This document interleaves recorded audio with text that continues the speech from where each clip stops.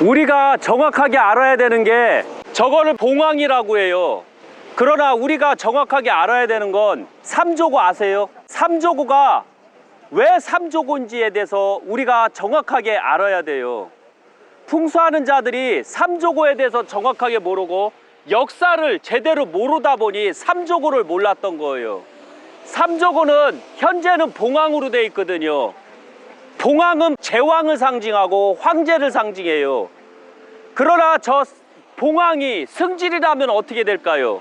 봉황이 승질이 이빠이 나면 그때는 주작으로 변해요. 주작에 대해서 아세요?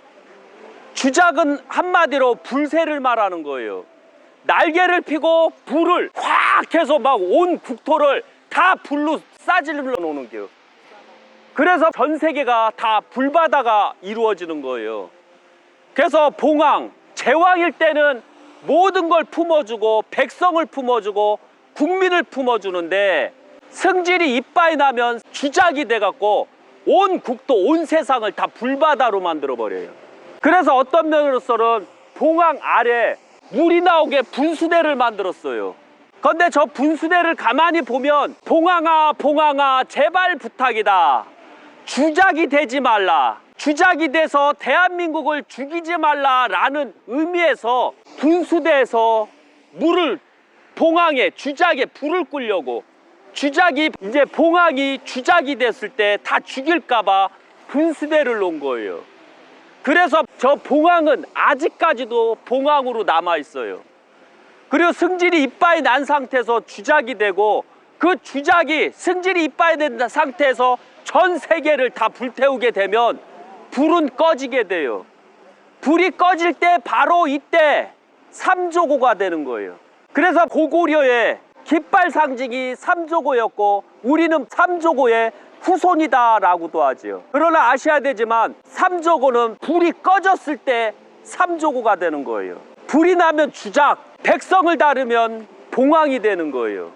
이게 봉황을 뜻하는 거예요. 그래서 일부 직관들이 얼마나 돌대가리냐면 북현무, 남주작, 좌청룡, 우백호라고 하죠.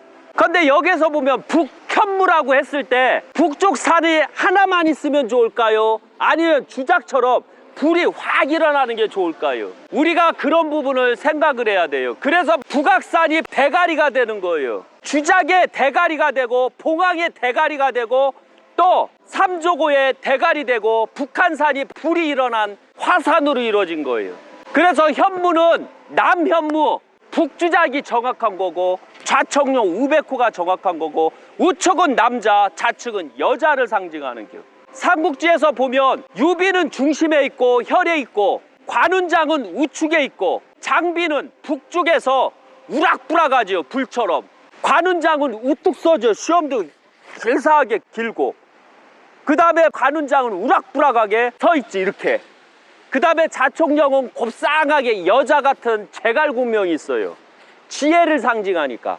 그리고 앞에는 조자룡이 있는 거예요. 그래서 삼국지에서 보면 유비는 혈이고 혈장이고 혈맥이고 관운장은 목기운이라 우뚝선 목산에 해당이 되는 거고 그 다음에 장비는 우락부락하기 때문에 바위가 많은 불산을 말하고 좌청룡은 꿈틀꿈틀하고 해서 지혜가 넘치는 영구이고 그 다음에 조산, 조자룡은 묵직하게 희망을 상징하는 겨.